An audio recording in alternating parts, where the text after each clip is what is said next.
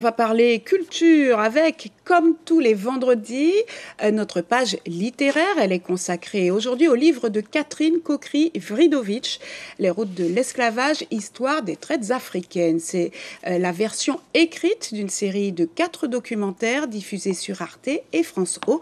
Un ouvrage très documenté qui retrace les circuits des esclavagistes du 6e au 20e siècle. Marie Cotébia, bonjour.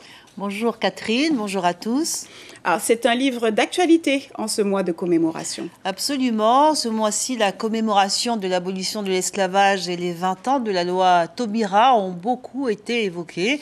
Il a été notamment question de réparation, des héros de la liberté, mais les routes de l'esclavage ont été peu abordées. Ce livre, Les routes de l'esclavage, histoire des traites africaines, édité aux éditions Espace Libre, est une synthèse géographique, mais aussi historique des différents trafics de traite négrière.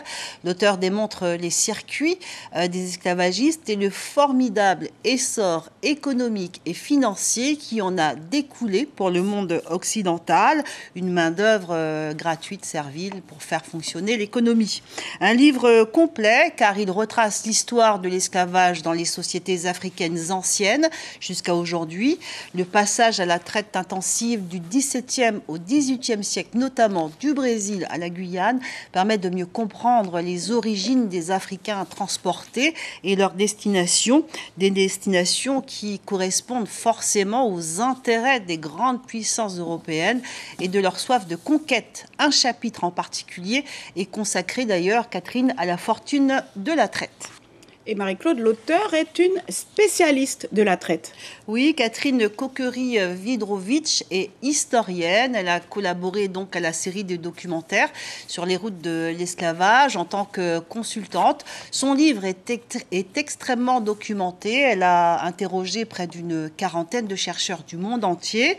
Chaque jour, de nouvelles informations sont révélées sur l'esclavage. En Afrique notamment, les historiens renouvellent la documentation à partir de la transmission orale des anciens. De nombreux cimetières d'esclaves également sont retrouvés et permettent d'établir des datations. Des textes authentiques datant du XVIIe siècle retracent le parcours d'esclaves. Ils ont été retrouvés et retranscrits.